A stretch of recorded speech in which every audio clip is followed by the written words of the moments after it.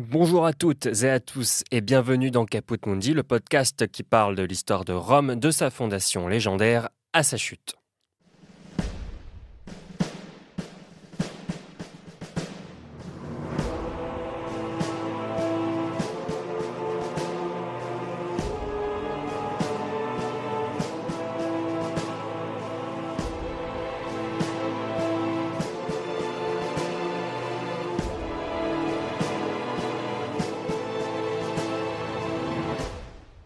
Dans les 2 derniers épisodes de Caput Mundi consacrés à l'époque de Trajan, je vous avais d'abord raconté le règne de Nerva, le père adoptif de Trajan, ainsi que le début du règne de ce dernier. Je vous avais laissé sur la fin des guerres daciques à la mort du roi Dace, Décébal, ennemi de Rome. Dans l'épisode d'aujourd'hui, je vais vous raconter la suite et la fin du règne de Trajan. Nous reprenons notre histoire en 106, l'empereur est de retour à Rome, il doit administrer son empire qui s'étend de plus en plus, il reçoit des ambassades du monde entier et prépare une guerre d'envergure contre l'ennemi héréditaire des Romains, les Parthes. Je profiterai de la fin de cet épisode pour faire un petit point sur la situation de l'empire à la mort de Trajan, un tour d'horizon de cet empire qui a bien changé depuis le règne d'Auguste avec qui nous avions ouvert cette saison. Je vous raconte donc Trajan, Rome et l'empire dans Caput Mundi.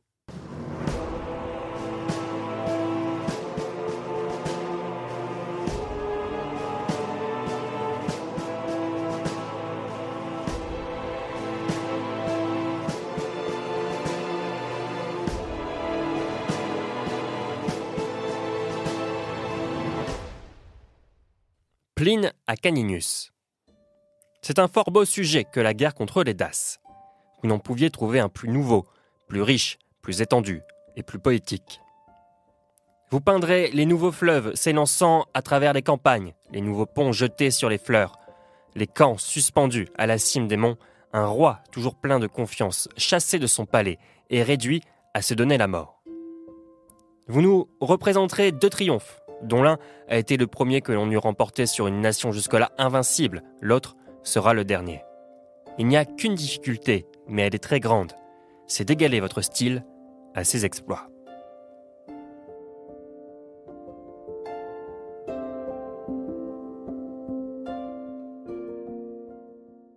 L'extrait que je viens de vous lire est issu d'une lettre de Pline le Jeune à son ami le poète Caninius, lui expliquant la grandeur de la gloire de Trajan après les guerres daciques. Le défi pour le poète est effectivement de taille, il s'agit de décrire un exploit digne des récits héroïques d'antan. Quand Trajan revient à Rome au cours des années 106 et 107, la fête est effectivement grandiose. C'est l'exaltation de la victoire, des pièces de monnaie sont frappées, elles portent le message suivant « Dacia capta », la Dacie conquise. Avec les richesses du peuple dace, la monnaie romaine est réévaluée et les mauvaises pièces sont fondues. Trajan donne des jeux extraordinaires qui commencent au Circus Maximus en juin 106 et se terminent par une naumachie, ce spectacle remémorant une bataille navale en l'an 107. L'empereur, d'ordinaire frileux sur ce type de célébration, ne peut priver son peuple d'une telle joie. À cette occasion, une nouvelle distribution d'or et de nourriture est faite au peuple romain. Des monuments sont érigés à cette gloire, et grâce aux rentrées d'argent et à la diminution de la corruption dans l'Empire, il est temps d'embellir Rome. Trajan fait construire des thermes, des routes, un nouveau forum, des bibliothèques, une basilique pour rendre la justice, et des marchés. Rome est plus belle certes, mais surtout plus fonctionnelle et apte à assumer son rang, celui de capitale du monde. Des arcs de triomphe sont construits et la fameuse colonne Trajane s'élève au détour des portants du nouveau forum. Sur cette colonne, il est permis à tout à chacun de se raconter l'histoire des guerres contre les Daces, du suicide de Décébal et de la victoire de Trajan. Cette colonne n'est pas qu'un apparat, un acte de mégalomanie ou un défi technique, c'est une expiation. Et ce n'est que le support de l'épopée de Trajan. Tout cela se fait dans un laps de temps relativement court, entre 106 et 112, et nous devons une partie de ce travail à l'architecte Apollodore de Damas, dont vous trouverez la biographie dans le dossier complémentaire qui, malgré son retard, est à présent sur le site en ligne en ce moment même où j'enregistre cette partie. Donc n'hésitez pas à vous rendre sur caputmundi.fr. Entre 105 et 107 de notre ère, aux confins de l'Orient, l'Empire s'étend encore un peu plus, en Arabie, sur l'héritage du royaume client nabatéen. Une nouvelle province est créée en 106. Les raisons précises de cette annexion sont obscures. Peut-être était-ce un problème de succession, peut-être était-ce un simple fait de conquête pour prendre la main sur la sécurité de la région, ou plus probablement était-ce pour assurer des arrière-gardes solides pour une expédition encore plus orientale. En tout état de cause, la réduction de l'Arabie en province permet à Rome de s'approprier le dernier petit morceau de côte de la Méditerranée qui n'était pas encore sous le contrôle direct des Romains. C'est Cornelius Palma, légat de Syrie, qui est chargé par l'empereur d'occuper la région. Les Nabatéens n'offrent que peu de résistance et les Romains s'installent. Des légions arrivent et des camps fortifiés sont construits et une route qui restera célèbre, la Via Traiana, fait la jonction entre la Mare Nostrum et la mer Rouge. En Arabie, nous trouvons la célèbre Pétra, le carrefour du commerce vers l'Orient. Pétra, bien que célèbre et encore très active à l'arrivée des Romains, n'est pourtant pas le centre de cette nouvelle province.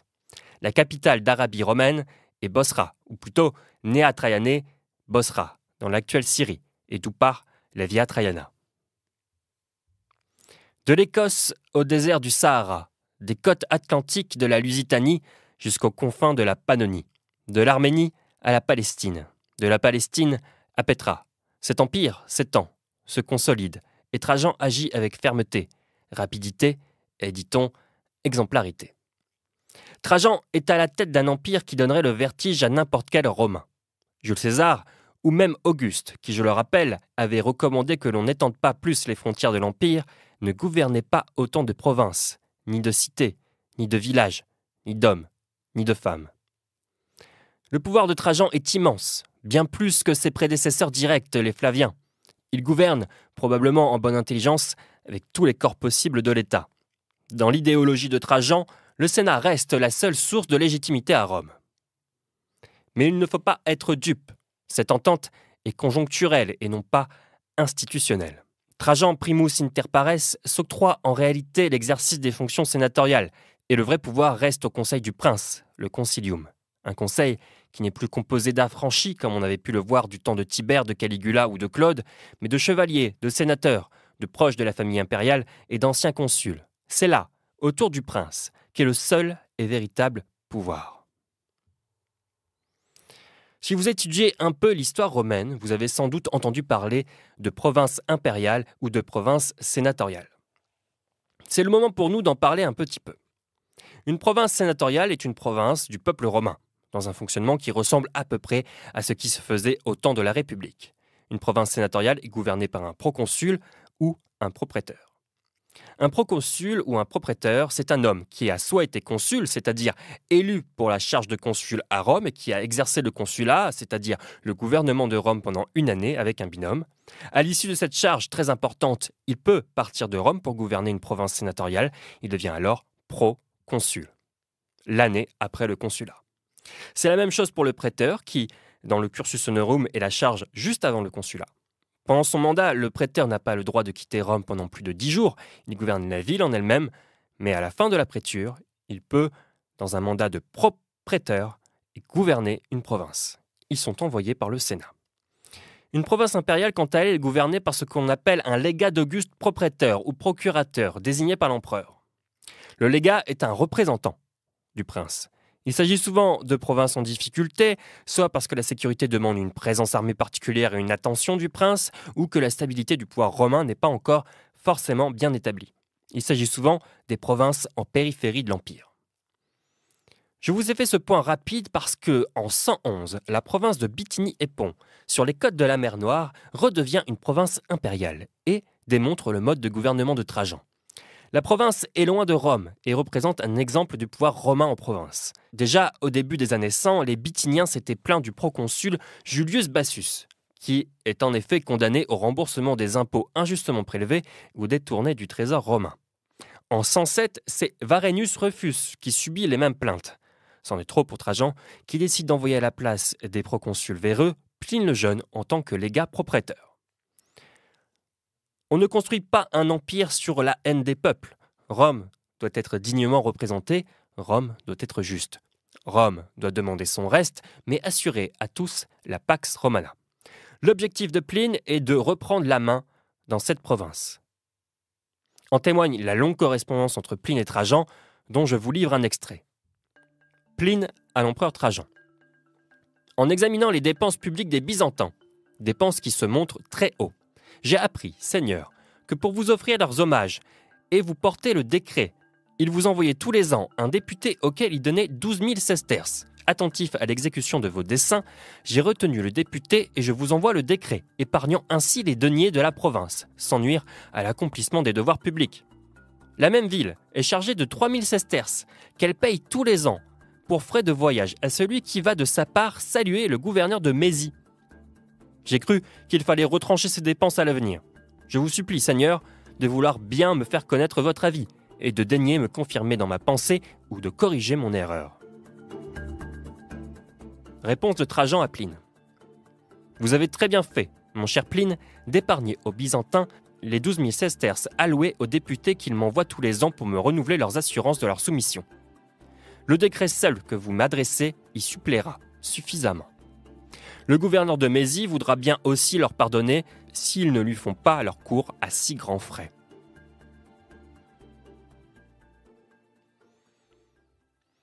Nous pouvons voir dans cet extrait le pouvoir de décision de Pline et le fonctionnement d'une province. En effet, à ce moment de la correspondance, Pline n'est pas encore arrivé dans sa province de Bithynie. Le trajet étant long, il fait un arrêt en Mésie. Bien que Trajan aurait sans doute aimé voir son légat arriver le plus tôt possible dans sa province, nous pouvons voir que la confiance du prince donne une certaine assurance à Pline, qui, à Byzance, qui n'est pas encore la Byzance que l'on connaîtra dans quelques siècles, il prend des décisions financières pour soulager les Byzantins. Nous pouvons donc voir que les habitants de cette cité étaient soumis à un protocole et devaient envoyer des représentants tous les ans à Rome et au gouverneur de la province. Pline dispense les Byzantins de tels frais. Même s'il demande ensuite l'avis de Trajan, notamment en envoyant le décret à ses propres frais, il outrepasse surtout les pouvoirs du gouverneur de Mésie. Juste en observant ce que la confiance de Trajan peut donner comme pouvoir à un légat en voyage, nous pourrions imaginer l'étendue des pouvoirs de Trajan en personne. En Orient, aux limites de l'Empire, les relations avec les Parthes se tendent. Nous n'avons pas tant que ça parlé des Parthes dans Caput Mundi. Pourtant, leur empire est immense et je vous laisse aller voir des cartes sur caputmundi.fr. L'organisation de l'empire parthe à l'époque de Trajan est bien différente de celle de l'empire romain. Et à y regarder de plus près, il ne me semble pas que l'empire de Rome ait connu de pareilles organisations. Il s'agit plutôt d'une confédération de royaumes partageant un certain nombre de similitudes culturelles, à l'organisation similaire et à un réseau d'alliances familiales dont l'addition forme un empire. À la tête de tout cela, le Basileus, le roi des rois, règne sur cet espace, avec des pouvoirs moindres par rapport à la puissance de Trajan, et ce roi, à cette époque, est Chosroès. Les relations entre les deux empires existent environ depuis 2 siècles avant notre ère. Il y a du passif entre les deux empires. On se souvient de la défaite de Crassus à Car. L'issue de cette bataille qui a marqué les esprits, des milliers de soldats romains y ont laissé la vie, ou ont été déportés vers des contrées que nul homme libre de la cité n'avait pu voir. Même Marc-Antoine n'avait pu que réparer partiellement l'outrage en récupérant les insignes de Rome, mais en laissant la partie vierge de toute conquête romaine. À l'époque de Trajan, c'est l'Arménie qui sert de casus belli. Selon les traités en cours, Rome et les Parthes devaient s'accorder sur le roi d'Arménie, et ce dernier devait se faire introniser par Rome. L'Arménie, c'est le précaré des Romains. Ce désaccord à propos du roi d'Arménie, Partha Masiris, met en branle la machine militaire de Trajan. L'Optimus princeps du point de vue des Romains, dit-on, mais c'est un conquérant assoiffé de gloire qui part pour la plus grande conquête qu'un général romain puisse faire, la conquête de l'Empire parthe et atteindre les Indes sur les traces d'Alexandre le Grand. Même César n'en avait pas eu le temps. Sur le chemin à Athènes, le prince rencontre une première ambassade parthe. Bien que courtois, dirons-nous, le ton monte. Trajan se refuse à reconnaître le nouveau roi d'Arménie. En seule réponse, il répond qu'il traitera de l'affaire une fois à Antioche, en Syrie, où l'attend déjà Adrien, son neveu. La guerre n'est pas encore déclarée, mais qui pourrait encore douter des intentions de Trajan? L'empereur met le cap sur l'Arménie pour régler le problème à sa façon. La résistance arménienne est pauvre, le roi est destitué et l'Arménie réduite en province dans des circonstances obscures. Le roi fait prisonnier est transféré sous haute escorte et meurt lors d'une embuscade. Bien qu'il s'en défendra, l'empereur est soupçonné d'avoir commandité un assassinat réglant la question arménienne définitivement. Trajan redescend le fleuve jusqu'en Mésopotamie, qu'il annexe à son tour, avant de se tourner vers son dernier objectif, la capitale de l'Empire parthe, Ctésiphon. C'est environ 9 légions qui font maintenant route vers la capitale Parthe. C'est énorme, 9 légions, mobiliser autant d'hommes, dégarnit complètement les provinces orientales de l'Empire. L'armée romaine se déplace sur les fleuves, le Tigre et l'Euphrate, les deux grands fleuves de la fameuse Mésopotamie, terre entre les deux fleuves, justement. Il est d'abord question de creuser un canal entre les deux fleuves pour aller plus vite, mais les travaux sont trop risqués, et les Romains passent donc du Tigre à l'Euphrate à pied, avant de réembarquer sur l'Euphrate et de descendre à portée de la capitale Parthe, aux environs de Sippar. À la fin du printemps 116, l'armée de Trajan pose le siège à Ctésiphon. Chosroès est en fuite. Il laisse derrière lui ses trésors et l'une de ses filles, cette dernière est envoyée à Rome en signe de victoire. Le Sénat accorde à Trajan le titre de Particus, ce qui veut dire le vainqueur des Parthes. Des monnaies sont émises, portant le message suivant « Partia capta », la partie conquise. Cassius Dio nous dit « S'étant avancé de là jusqu'à l'océan, et instruit de la nature de cette mer, il dit, à la vue d'un vaisseau cinglant pour l'Inde, « Je ne manquerai pas d'aller chez les Indiens, si j'étais encore jeune. » Il songeait aux Indiens, s'informer des affaires de ces peuples, et vantait le bonheur d'Alexandre. Néanmoins, il prétendait avoir poussé plus que loin que lui ses armes, et il en écrivit même au Sénat, bien qu'il n'ait pu conserver ses propres conquêtes. L'historien Giusto Traina nous rappelle que Trajan n'a jamais battu les Parthes en bataille rangée, que le roi n'est pas déposé, et surtout que Trajan s'est avancé trop vite, sans s'assurer d'un bon ravitaillement. Trajan est vieillissant, et sa santé est fragile. Peut-être a-t-il voulu précipiter les choses en sentant la mort arriver. Il se rend à Babylone, là où est mort Alexandre le Grand, pour un dernier hommage. Mais c'est au cœur du monde Parthe qu'il apprend que les Juifs se sont révoltés, que la Palestine et que l'Égypte échappent aux Romains. Il doit envoyer des renforts de sa propre armée, mais dans le même temps, les Parthes ont réglé leurs désaccords. De la désunion, c'est l'union sacrée. Des actes de rébellion fleurissent un peu partout, l'armée romaine est en difficulté et doit reculer. Trajan, malade et affaibli, doit repartir pour Rome afin de célébrer son triomphe. À Antioche, il rend son dernier souffle, laissant derrière lui la Parthie et la Mésopotamie qui ne restent pas romaines. Malgré tout, les insurrections en Judée et en Égypte sont maîtrisées, il meurt donc empereur à la tête du monde.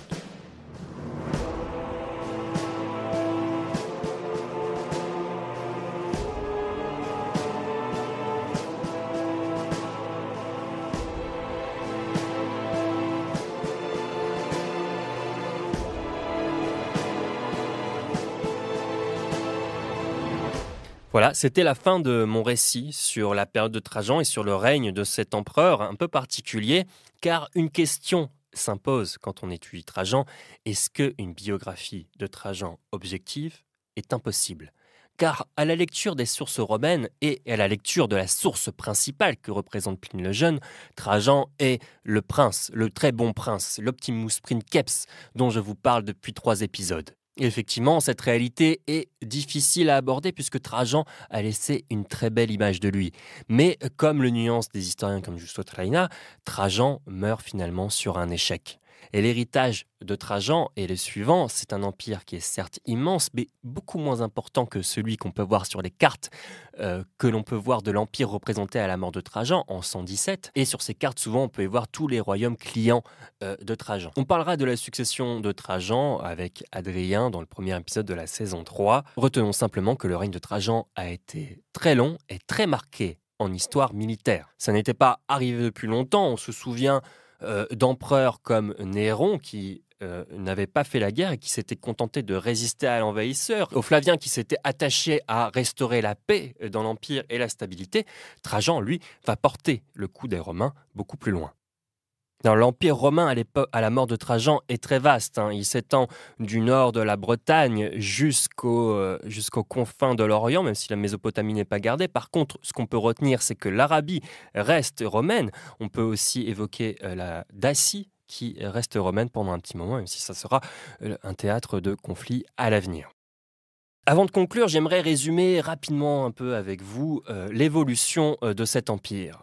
Au début de la saison 2, nous sommes en pleine guerre civile entre Octave qui devient Auguste, et Marc-Antoine, l'Empire est loin d'être aussi vaste. On ne parle pas du tout de Bretagne, par exemple. On ne parle même pas de Mauritanie en Afrique, ni d'Arabie, et encore moins de Dacie. Et les provinces de Germanie n'existent pas encore, car en Germanie, le problème subsiste. On se souvient de la défaite de Teutobourg. Auguste est le fondateur de ce nouveau régime, qui a beaucoup évolué, le Principat. Et le Principat, au début, il ne porte pas vraiment ce nom, et c'est surtout une façon de gouverner la République romaine. Il y a une première réussite avec la succession vers Tibère, qui n'était pas gagnée d'avance, puisque je vous rappelle que les nombreux héritiers qui avaient été plus ou moins désignés officieusement par Auguste sont morts très jeunes, et finalement c'est Tibère qui accède au trône, et c'est un règne compliqué. Tibère finit par s'exiler à Capri, n'en pouvant plus de Rome. On sent que la charge impériale est très forte. Et surtout, elle commence à réunir systématiquement des pouvoirs qui, normalement, n'appartenaient pas à un seul homme. Rome, à la République, avant César, avant la dictature de César notamment, elle est gouvernée par 2 consuls qui sont élus annuellement, un consul éponyme et un consul ordinaire. Ces consuls, à l'époque d'Auguste et à l'époque qui suit, existent toujours. Tout simplement, la charge de consulat sert surtout de prétexte. Souvent, l'empereur porte le consulat, on peut le voir dans les titulatures, l'accumulation des consulats, et surtout un titre qui normalement n'est pas cumulé au consulat, puisque c'est contraire aux origines de la République, c'est la puissance tribunicienne. En fait, la puissance tribunicienne appartenait aux tribuns de la plèbe, institution qui tend à la désuétude au fur et à mesure des années et des règnes qui passent. Et cette puissance tribunicienne, elle permet quoi à l'empereur? Elle permet surtout de faire des lois, de les appliquer et surtout d'être sacro-saint, c'est-à-dire intouchable. On remarque souvent aussi que l'empereur accumule la charge de Pontifex Maximus, le grand pontife, et que c'est lui qui est le chef de la religion impériale. Quand je dis religion impériale, je ne parle pas du culte impérial, je parle de l'organisation religieuse qu'il peut y avoir dans l'Empire. J'ai parlé plusieurs fois d'un principat qui devient de plus en plus monarchique. C'est le résultat de ces attributions plus ou moins automatiques ou factuelles, en tout cas, puisque le Sénat se réunit toujours pour introduire un nouveau prince. Par le fait aussi que l'empereur n'a pas besoin d'être élu consul, il peut décider si oui ou non il va prendre la charge de consulat à une année précise. Souvent, ce sont des années où il pense qu'il va rester à Rome et ne pas partir en campagne comme l'avait fait Trajan. Et aussi à cette méthode de gouvernement qui passe de moins en moins par le Sénat et où toutes les décisions se règlent en conseil impérial dans le concilium. Mais des cartes valent 1000 mots. Je vous encourage à aller voir sur le site de caputmundi.fr les cartes que j'ai pu collecter pour vous et rassembler dans le dossier complémentaire dédié à Trajan. Cette saison 2 était longue, c'est pour ça que je voulais faire rapidement ce petit bilan pour qu'on essaye d'avoir une vue d'ensemble sur tout ce qui s'est passé, des guerres civiles jusqu'à l'Empire à son apogée à la mort de Trajan. Je pense que la saison 3 sera un peu plus courte, qu'elle sera surtout dédiée aux Antonins. Pour l'instant, je pense partir du règne d'Adrien jusqu'à la mort de Commode. Une saison plus petite me permettrait aussi de pouvoir faire les épisodes bonus que je promets tant sur des personnages qui n'étaient pas forcément à l'affiche, mais qui ont démontré leur importance. Je pense notamment à Germanicus et même aux épouses de certains empereurs ou à certaines femmes qui ont marqué l'histoire de l'Empire romain et qui mériteraient d'avoir un épisode dédié dans Caput Mundi. Donc avoir une saison plus courte me permettrait de faire ça, parce que là, en 2 ans, j'ai fait la saison 2, alors que si j'avais fait un découpage plus court, j'aurais peut-être pu explorer des épisodes plus en profondeur et avoir un peu de temps pour écrire et enregistrer un épisode bonus. En tout cas, merci pour votre soutien durant cette saison. Elle a été très longue et vous avez été de plus en plus nombreux à écouter Caput Mundi et à nous rejoindre sur les réseaux sociaux.